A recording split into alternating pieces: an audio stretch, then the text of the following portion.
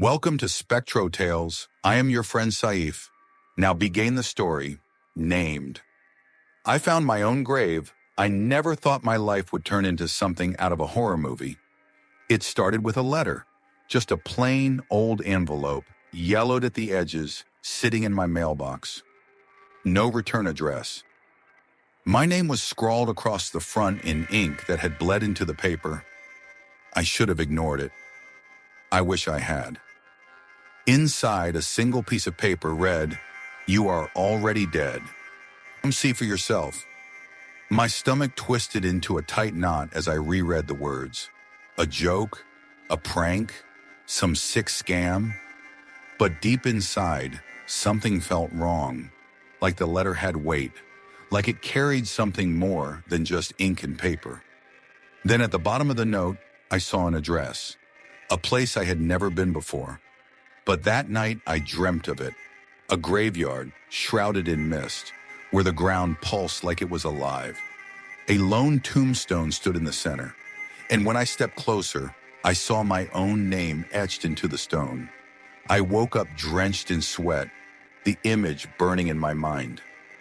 I should have thrown the letter away, but I didn't. I had to know. And that was my first mistake. I drove for hours. The address in the letter led me deep into the countryside, where the roads turned into winding dirt paths swallowed by trees.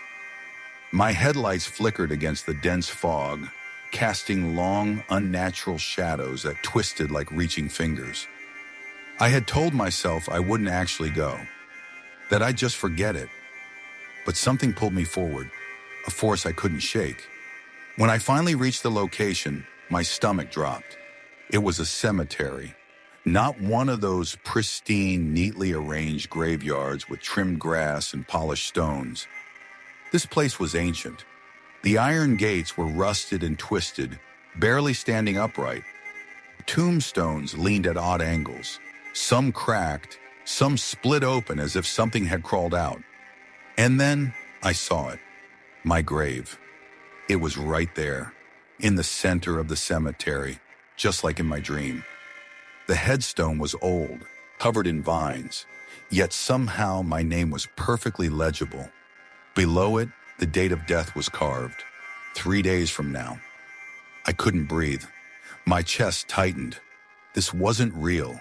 It couldn't be. Then I heard it, a soft scraping sound, like nails dragging across wood. It was coming from beneath the grave. Something was moving under the soil. I stumbled back, my heart hammering as the dirt began to shift. The grave pulsed, the earth bulging as if something was trying to push through. And then a hand broke the surface. Not just any hand, my hand. My own fingers, pale and dirt-covered, clawing their way out of the grave. I screamed. I turned to run, but the entire cemetery shifted. The ground beneath me seemed to pulse, and a voice, my own voice, whispered from the depths of the grave, "You shouldn't have come." I stood frozen, my breath catching in my throat as the hand, my hand, clawed its way further out of the grave. Fingers twitched, caked in dirt, the knuckles bending unnaturally. My heart slammed against my ribs as I watched an arm emerge, then a shoulder, then a face, my face. The thing pulling itself from the grave was me. But it wasn't just a reflection. Its skin was gray, sagging, as if it had been rotting for years. Its eyes were hollow pits, black as the depths of a forgotten well.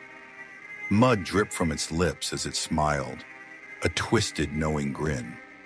"You shouldn't have come," it whispered in my own voice, but wrong. Distorted, layered with something else beneath it, something ancient and cruel. I staggered back, my legs weak beneath me. My body screamed for me to run, but I was frozen. The thing pulled itself fully from the grave, its movements jerky and unnatural, bones cracking as it straightened to full height, my exact height. It wore my clothes, but they were tattered, soaked through with grime. And its fingers were too long, Then it moved toward me, not walking, gliding. I finally broke free of my paralysis and turned to run, but the cemetery had changed. The tombstones were closer together, twisting at wrong angles. The fog was thicker, suffocating, and somewhere in the distance I heard whispering, a dozen voices speaking my name. Something grabbed my ankle. I screamed, kicking wildly. The dirt beneath me had opened up into a gaping hole, a yawning black abyss with rotting hands reaching out. They clutched at my legs, my arms, dragging me downward. The thing that looked like me crouched at the edge of the pit, staring down at me. Its lips moved, but its voice was now deep, inhuman. "This is where you belong." The hands yanked me down. I clawed at the dirt, fingernails splitting as I tried to hold on. My screams filled the cemetery, and then everything went black. I woke up gasping for air. Dirt filled my mouth. My lungs burned, my body convulsing as I coughed up thick clumps of soil. I was underground. Panic seized me. I thrashed wildly, my hands clawing against the weight above me. Dirt pressed against my face, my chest, my legs. So heavy, so suffocating. My heartbeat pounded in my ears like a frantic drum. I tried to scream, but my throat filled with grit. The weight of the earth crushed me from all sides. I was buried alive. Tears burned my eyes as I pushed, scratched, fought against the soil. My fingernails ripped away, my fingers raw and bleeding. I had to get out. I didn't know how long I struggled, how many minutes or hours passed in that suffocating darkness. My lungs screamed, my vision swam with black spots. The pressure in my head built until I thought my skull would split open. Then I felt something move. Not me, something else. The soil around me shifted. I froze. A hand touched mine. Cold, stiff fingers wrapped around my wrist and pulled. A scream rose in my throat as the unseen force dragged me deeper. No, no, no! I fought against it, but it was stronger. The hand yanked me down through the dirt, my body slipping into an abyss I couldn't see. And then, I was falling. The weight of the earth was suddenly gone, replaced by an endless void. I tumbled through darkness, my body weightless, spinning. My screams echoed into nothingness. Then, impact. I slammed onto a cold, wet surface, my bones crunching on impact. I was on my back, staring up at a sky that shouldn't exist. The world above me was not the world I knew. A blood-red sky churned with black clouds, unnatural shapes slithering through the storm. Tombstones jutted from the ground at impossible angles. Some were upside down. Others were split open, oozing black liquid. The air was thick with the stench of rot. And then I saw them. Figures stood among the graves, hundreds of them, motionless, watching. Their faces were wrong. Skin peeled away in places, revealing bone, muscle, and something else underneath. Something dark, writhing. Their eyes were nothing but deep, empty sockets filled with wriggling shadows. I tried to move, but something held me down. I looked down at my body, and my stomach dropped. The hands were back. They burst from the ground, pale and rotted, their fingers burrowing into my flesh. I wasn't in a grave anymore. I was the grave. The corpses, clawing their way free, were pulling themselves out of me. I opened my mouth to scream, but dirt and maggots poured out instead. I was already dead. I couldn't move. The dead things clawing their way out of my body held me down. Their skeletal fingers tore through my skin like wet paper, their grotesque faces peeling out of me, their empty eyes staring into mine. I felt every bit of it. Their hands dug into my ribs, prying them apart. Black sludge spilled from my chest as if my body was nothing but a rotten husk. My veins were worms, slithering under my skin. I wasn't just dying, I was being used. These things, these hollow creatures, they were crawling out of me like a door, as if I was the entrance to something far worse, and I could feel them inside. I let out a choked scream as another figure tore itself from my stomach, its skeletal jaw snapping in jerky, unnatural movements. And then they spoke, not with words, with thoughts. Their voices poured into my mind, each one a whisper made of static, screams and madness. You are one of us now. You opened the door. You let us in. I shook my head violently, trying to deny it, but they were inside me. I could feel their shadows crawling through my bones, their cold hands wrapped around my organs like puppets on strings. I looked around desperately. The graveyard stretched endlessly, tombstones jutting from the earth like broken teeth. The sky swirled with something alive, shapes moving just beneath the blood-red clouds. The other figures in the distance, the ones who had been watching, they began to move, slow, jerky, like they were remembering how to use their own bodies. And then, in unison, they turned their heads toward me. A cold chill shot through my spine. Their mouths opened, and they screamed, a deafening, ear-splitting shriek that tore through the air. My vision blurred. My skull felt like it was splitting in two. The creatures ripped themselves completely out of me, their slimy, deformed bodies collapsing onto the ground before dragging themselves upright. I gasped for breath, my chest collapsing inward, a gaping hole where my insides had been. I should be dead, but I wasn't, because I wasn't human anymore. I was hollow too. The figures around me started lurching toward me, their mouths hanging open in unnatural grins. Come home. Join us. You let us in, now let us out. I scrambled backward, tripping over my own body. No, it wasn't my body. It was something else. Lying on the ground in front of me was a rotting corpse, dressed in my clothes with my face. Its eyes, my eyes, were wide open, staring blankly at the sky. I wasn't just dead, I had been replaced. A trembling hand touched my face. I turned and saw myself, not the corpse, another me, perfectly intact, alive, smiling. You never left, it whispered, grinning. And then everything went black. Darkness swallowed me whole. I couldn't move, couldn't scream.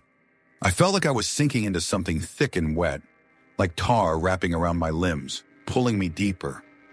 Whispers swirled in my ears, hundreds of voices overlapping, crawling into my skull. He's still awake. Not for long. He shouldn't be here. I gasped for air, and suddenly I was somewhere else. I was standing in my apartment, my heart hammered, my head spun. The graveyard, the creatures, the corpse wearing my face, it was gone. Had it been a dream? I touched my chest, expecting to feel torn flesh, an empty hole where my organs should be. But my skin was smooth, whole. I let out a shaky breath. Maybe I had imagined it all. Then I heard it. Laughter from the next room. I turned my head slowly. The bedroom door was open, just a crack. I stepped forward, my bare feet silent against the floor. The laughing continued, my laugh. I pushed the door open, and there, sitting on my bed, was me, grinning. I stumbled backward. My breath caught my throat. What? The 𝗙𝘂? My voice shook. The thing on my bed tilted its head, watching me like an animal might watch its prey. You're not supposed to be here, it whispered, its voice distorted, stretched. Wrong. My stomach turned. This thing wasn't just copying me. It was me. But its eyes, they weren't human. They were black pits, swirling with something alive, something shifting just beneath the surface. My hands trembled. What are you? The grin widened. It crawled toward me. Not walked, crawled. Its limbs twisted unnaturally, its fingers elongating as it scuttled onto the floor. I backed away, my breath coming in short gasps. This is my life now, it whispered. You're not real anymore. I am. I ran. I didn't think. I just bolted for the door, my heartbeat thundering in my ears. The thing screeched behind me, the sound warped and inhuman, like 1,000 voices screaming through a broken radio. I grabbed the front door handle and it didn't move. Locked. Number no, no, no. The laughter was right behind me. I spun around, and it was inches from my face, grinning, its eyes, black voids swirling with something shifting, something watching me from inside. It raised a hand, and then it shoved its fingers down my throat. I choked as something cold and slimy slid into my mouth, down my throat, writhing inside me. I tried to fight, but my body locked up. I felt it crawling into me, filling me. I couldn't scream, couldn't move. My vision faded, and the last thing I heard was my own voice, whispering, "Shh, sleep now. I'll take care of everything." And then everything went dark. I woke up gasping. A deep, shuddering breath tore through my lungs like I had just surfaced from drowning. My body felt wrong, heavy. I wasn't in my apartment anymore. I was outside. I was underground. I shot up with a scream, dirt cascading off my face, filling my mouth, my nose. I was buried. I thrashed, clawing my way through the thick, damp earth above me. My fingers scraped against something hard. Wood, a coffin. A sickening wave of deja vu slammed into me. I got out. I escaped. I pounded on the wood, my nails bending, tearing. Dirt rained down on me, slipping through the cracks. I was running out of air. A muffled sound echoed through the earth. A voice. A woman's voice. My heart leapt. "Hello!" I screamed, my throat raw. "Help me! I'm down here!" Silence. Then the voice came again. Closer. "Oh, sweetie, you don't belong here." My blood turned to ice. The voice was familiar. A sickening realization crept in. It was my mother, but she was dead. Terror gripped my chest. I was hallucinating. I had to be. Then the wood above me cracked. A hand, thin, pale, with rotting skin peeling from the bone, reached through the splintered wood and grabbed my wrist. I screamed. I fought, kicking, thrashing, pulling away, but the fingers dug deeper. They were ice cold. "Come home, baby," my mother's voice whispered from the darkness. The hand yanked me upward. Dirt collapsed around me. I broke through the surface, gasping for air, my lungs burning. And then I saw her, standing above my grave, or what was left of her. Her face was rotted, flesh sagging, her eyes sunk in black pits. Her dress, the one we buried her in, hung in tatters, but she was smiling. I scrambled backward, my body shaking. She tilted her head. "Why do you look so scared, sweetheart?" Her voice was too calm, too sweet. "You don't belong out there. You belong with me." I opened my mouth, but a sound behind me froze me in place. Footsteps, slow, steady, coming from my apartment. I turned my head, and there, standing in the window, was me, the thing that took my place. It was looking down at me, watching. It smiled. Then it closed the curtain, like I was nothing more than a stranger on the street, like I had never existed at all. I turned back to the thing wearing my mother's face. She was closer now, too close. She raised her hand and placed it on my chest. My heart stopped. Pain shot through my ribs like something was being pulled out of me. A thick, shadowy mist rose from my skin, twisting into her fingers. She was taking something from me, and I was too weak to stop it. My vision blurred, the world tilted, and then everything went black. I woke up to the sound of dirt shifting around me. My body ached, every muscle screaming in protest as I tried to move. I was lying on the ground just outside my grave, but something felt wrong. I wasn't cold. I wasn't breathing. I pressed a shaking hand to my chest. No heartbeat. Panic surged through me. I scrambled to my feet, but my limbs felt numb, like they weren't fully mine.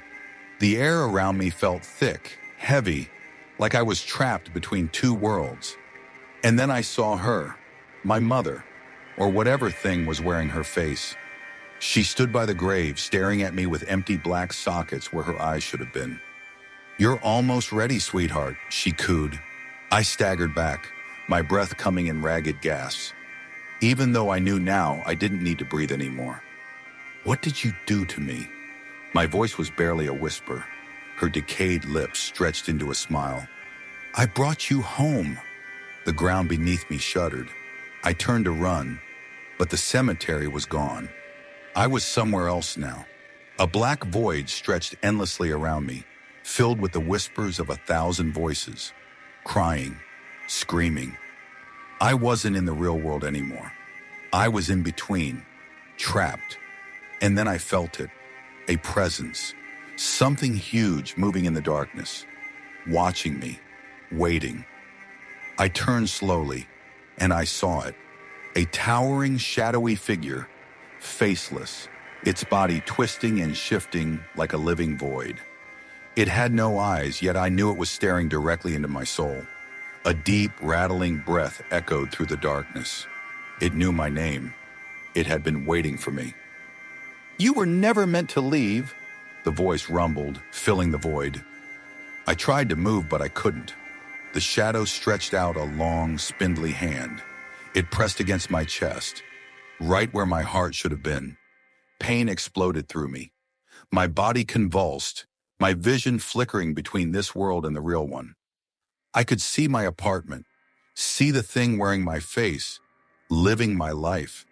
And it wasn't alone. Other shadows moved in the corners of the room, watching, whispering. It had brought them in. The thing that took my place, it wasn't just living as me. It was opening the door for something worse.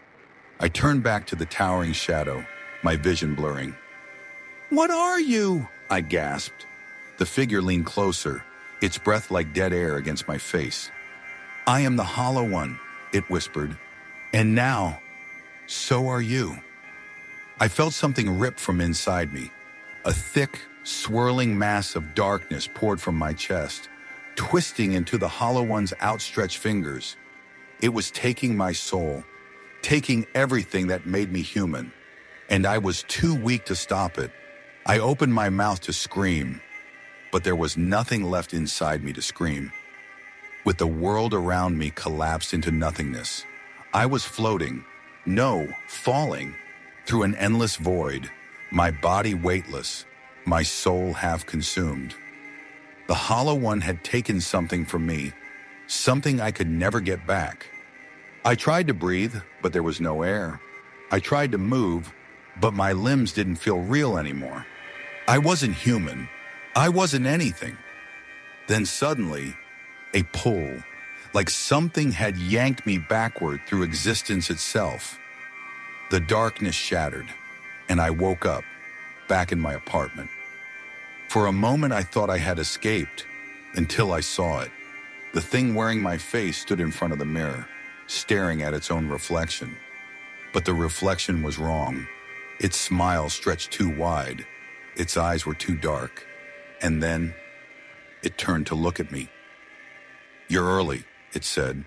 The voice was mine, but empty, cold, dead. I tried to speak, but my throat felt like sandpaper and broken glass. I stumbled forward, reaching for it. But the thing stepped back into the mirror, and it vanished. The apartment was silent, but something had changed. The walls looked darker. The air felt thicker. And then I noticed it. The door. A new door had appeared at the end of the hallway. One that had never been there before. Something was on the other side. Something was waiting. I felt a cold breeze against my back. The lights flickered. And then, a whisper.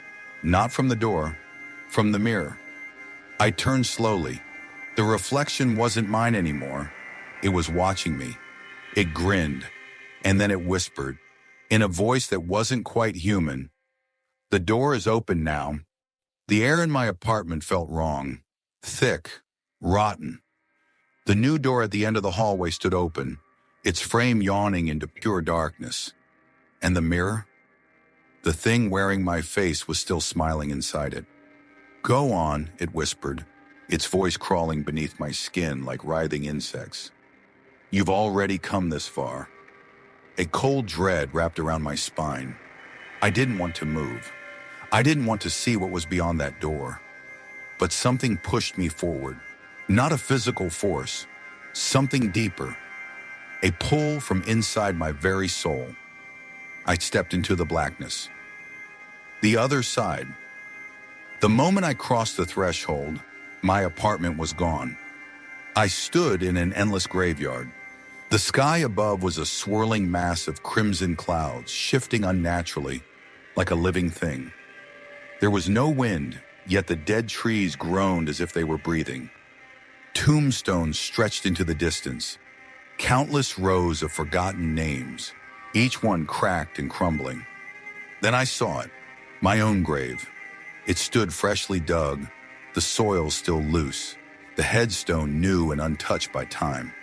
But there was no date of death, just my name, and the words, "You belong here." A deep, gut-wrenching terror took hold of me. I turned to run, but something grabbed my ankle. I looked down. A rotting hand was clawing its way out of the soil, pulling itself free from my grave. Then another, and another. The earth burst open and figures began to rise. Pale, twisted versions of myself. Some were missing eyes. Some had jaws unhinged too wide. Some had holes where their hearts should be, and all of them were smiling. "This is home," they whispered in perfect unison. "You were never meant to leave." I turned to run and collided with something solid. I looked up and saw myself, the thing from the mirror. It grinned down at me, its eyes completely black. "You finally made it," it said. "Now I can take your place." Then it shoved me backward, into the grave. The earth swallowed me, my lungs filled with dirt. I screamed. And the last thing I saw before darkness consumed me was the thing wearing my face, walking away into my life, leaving me buried, forgotten, right where I was always meant to be. Thanks for watching. If you like it, then please subscribe and comment below for new one.